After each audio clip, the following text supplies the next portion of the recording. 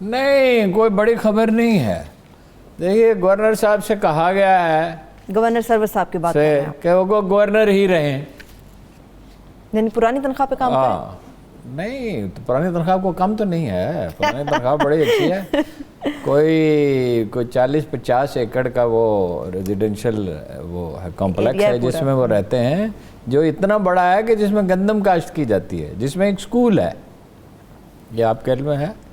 نہیں, یہ آپ کی وجہ سے. یہ گورنر ہاؤس خاص طور پہ نہیں بنایا گیا, یہ ایک مکان تھا بہت بڑا کسی سکھ جاگیردار کا. 1849 میں جب اس پہ قبضہ کیا گیا تو یہ جہاں لارس گارڈن ہے, یہاں سکھ سردار جو ہے وہ سر پہ تیل چپڑے ہوئے سرسوں کا تیل لگاتے تھے نا, اور رائفلیں لیے کھڑے تھے. تو یہ اس وقت یہ گورنر ہاؤس بنایا گیا تھا, اور یہ مال روڈ اسی وقت بنائی گئی تھی بڑی تیزی کے ساتھ. تو وہ گورنر ہی رہیں گے, اور انہوں نے یقین دلایا ہے عمران خان کو کہ میں جو مجھے حکم دیا جائے گا میں وہی کروں گا. چنانچہ وہ جو منصوبہ تھا نا جی, وہ دھرے کا دھرا رہ گیا. وہ امراء القیس جو سب سے بڑا عرب شاعر سمجھا جاتا ہے, اس کو زہر دے دیا گیا تھا. تو اس کی آخری نظم ہے کہ کتنے بھرپور جام نیزوں کے کتنے بھرپور وار, اور نیزوں کے کتنے بھرپور وار اور کتنے لبریز جام, کل انقرہ میں دھرے کے دھرے رہ جائیں گے. وہ اس وقت انقرہ میں تھا. اچھا. وہ جو کیسر سے مل کے آ رہا تھا, جو دو حکومتیں تھیں نا, کیسر کی کسرا کی, کسرا کی جو تھی وہ ایران میں تھی اور کیسر کی. تو وہ بھرپور جام اور لبریز جام اور نیزوں کے بھرپور وار دھرے کے دھرے رہ گئے ہیں. ٹھیک ہے. ڈراپ کے حوالے سے کیا خبر ہے ہارون صاحب؟ ڈرائب یہ 3 آدمی ہیں, عاصم رؤوف, عبید اللہ اور فخر الدین. جی. ایک کمیٹی بنائی گئی تھی, ایک جوائنٹ سیکرٹری اور 2 ڈپٹی سیکرٹری وزارت صحت کے, ٹھیک, کہ ان کا جائزہ لے. ان کی 18 سے 19ویں گریڈ میں جو ترقی تھی وہ اپنا جائز ہے یا نہیں جائز, اس کو ناجائز قرار دے دے گیا, یعنی کہ غیر قانونی ان کا.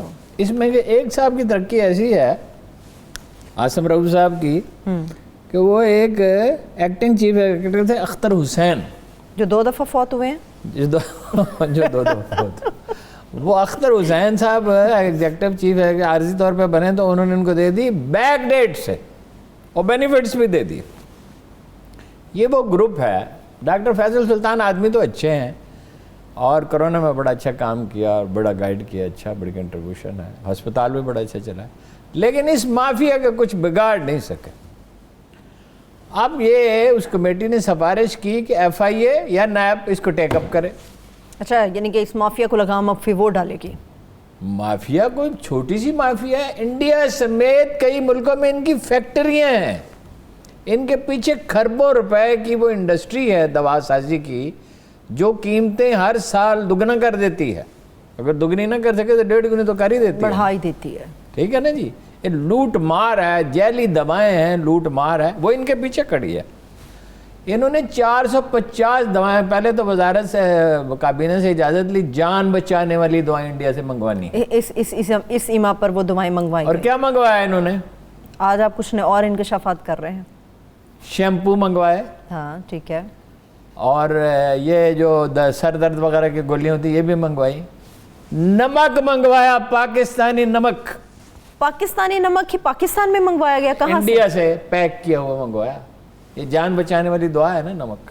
ابھی آپ کچھ اور بھی بتا رہے تھے میٹنگ میں, حاجمولہ بھی شاید منگایا تھا. ہاں, وہ جو یہ چورن جو ہوتے ہیں نا, جو عام کسی بھی حکیم کے پاس جائیں, آپ بدہضمی سے بچنے کے لیے, اگر گرانی ہو, طبیعت میں کھانا زیادہ کھا لیا ہو, وہ بھی منگوائے, افاقہ ہو جائے جس سے. اور اندازہ یہ ہے کہ ان کے اربوں روپے کے ایسٹس ہیں, مگر یہ اتنی طاقتور مافیا ہے کہ ہر دفعہ یہ بچ نکلتے ہیں. 1 سال سے تو میں شور میں چاہ رہا ہوں جی, اور کوئی ان پہ ہاتھ ڈالنے کے لیے تیار نہیں. ابھی تک یہ کیس نہ FIA کو دیا گیا ہے. بھائی ان کو جیل میں ہونا چاہیے اگر یہ الزامات درست ہیں. کمیٹی کہتی ہے کہ درست ہیں. ٹھیک, ابھی تو اس کی تحقیقات ہونی ہے نا, ان کی فیکٹریاں کہاں کہاں ہیں, اور انہوں نے کتنی دواؤں کی منظوری دی ہے. بے شمار دواؤں کی منظوری دے دی ہے غیر قانونی طور پہ. सैकड़ों दुआओं की मंजूरी दे दी। दवा की मंजूरी कोई मजाक है? वो दुआ को देखना होता है कि उसमें कोई मुज़र सेहत असरात तो नहीं है जी, और उसका प्रोसेस होता है। तो ये है जनाब, इमरान खान साहब जो हैं अपने वज़ीर सेहत से कहें कि भाई ये एफआई का एक अच्छा अफसर चाहिए इनको सॉर्ट आउट करने के लिए, कुछ भी नहीं चाहिए। जब जनरल ज़िया-उल-हक का तैयारे का हादसा हुआ तो मैंने वज़ीर दाखिला से पूछा, असलम खट्टक उनका नाम था, बहुत बुजुर्ग आदमी थे, उनके क्लास फेलो थे जिन्होंने पाकिस्तान का नाम तजवीज़ किया था। अच्छा, ठीक है, लंबी उम्र पाई उन्होंने, कि ये केस कैसे हल हो सकता है। उसने कहा एक अच्छा थानेदार इसको हल कर सकता, उसके शवाहिद मौजूद हैं। इसी तरह से बाद FIA का औकात एक होता ये है अच्छा आदमी अफसर, एक काम जो नहायत आसानी से हो सकता है वो मुअल्लक होता चला जाता है, और एक जैसे सादा मर्ज जो है वो बहुत पेचीदा हो जाता है। तो वो पेचीदा, भाई माफिया तो बहुत सारी हैं भाई, इस माफिया से तो को निपटाना तो हुकूमत के लिए कोई मसला नहीं है, इसका नोटिस लें खान साहब। अगर निपटाना चाहे तो ठीक। कई हफ्ते हमने शोर मचाया तो यहाँ से ताहिर खुर्शीद साहब गए वहाँ, और वो भी हमारे शोर मचाने पे नहीं गए थे बुलजार साहब के, ताहिर खुर्शीद साहब जी, कई हफ्ते हमने हमारे शोर मचाने पे नहीं गए। वो तो एक प्रीमियर इंटेलिजेंस एजेंसी ने रिपोर्ट दी इमरान खान साहब। अब वो एडिशनल सेक्रेटरी एक वफाकी वजारत में हो गए हैं। अभी तक वो ये सौदा बेचने की कोशिश कर रहे हैं कि मैं अगर पंजाब में हूँ तो अगले इलेक्शन जिता सकता हूँ, क्योंकि मैंने सियालकोट का इलेक्शन जिताया। हालांकि सियालकोट का इलेक्शन तो उनका दामाद था, उसको जिता नहीं था उसमें, और उनकी वजह से नहीं जीता। और भी कुछ फैक्टर्स वो जिन्होंने नहीं इलेक्शन लड़ने वाले तकड़े थे। नंबर 1 उन्होंने बड़ी भरपूर शानदार मुहिम चलाई, बड़ा पैसा खर्च किया उन्होंने। नंबर 2 जो दोनों उम्मीदवार जो उनके वोट खराब करते थे उनके हक में बैठ गए, तो फिर जीतना तो मुमकिन था। उसमें सबसे बड़ा कंट्रीब्यूशन तो सईद वली का है जो बैठ गया, जिसने 43,000 वोट लिए थे। जब वो बैठ गया तो 56,000 वोट लेना कौन सा काम रह गया बाकी? कोई जवाब ही नहीं था कि वो हार इसके बाद तो फिर सिर्फ 13,000 मजीद वोट ही चाहिए थे ना। सही। अब अच्छा, अल्हम्दुलिल्लाह मुहिम को माफ कर दिया। अच्छा, अब वो डरे हुए तो अपने करतूतों की वजह से हैं। It will take time. अब वो जाने को तो यहाँ से लोग चले जाएं, तनख्वाह देने के लिए पैसे कहाँ हैं? सिस्टम ही नहीं है। 9.5 बिलियन डॉलर अमेरिका ने रोक दिया, जर्मनी ने रोक दिया, IMF ने रोक दिया, वर्ल्ड बैंक ने मंसूबे रोक दिए, काम रोक दिया, पैसा नहीं है। चीजें जो हैं वो कीमतें बहुत बढ़ गई हैं। अशिया की किल्लत है। स्कार्फ, पगड़ियाँ इसलिए वो लोग खरीद रहे हैं। कोई जरूरत नहीं है पगड़ियाँ खरीदने की। अगर कोई आदमी पगड़ी के बगैर होगा उसको कोई सजा नहीं मिलेगी, मगर लेकिन खौफ है ना। वो पिछला तो रिकॉर्ड इनका भी आपको पता ही है ना, कोई ज़्यादा अच्छा नहीं है। इनकी जो शरीयत की इंटरप्रिटेशन है वो अपनी है ना। मदीना में कौन सी खातून शटल काक बुर्का पहनती थी? मदीना में कोई खातून शटल काक चादरें उड़ती थी, ठीक है ना। और ये कुरान पाक में लिखा है कि अपनी ओढ़नियों को ज़रा नीचे कर लिया करो थोड़ा सा, ठीक है।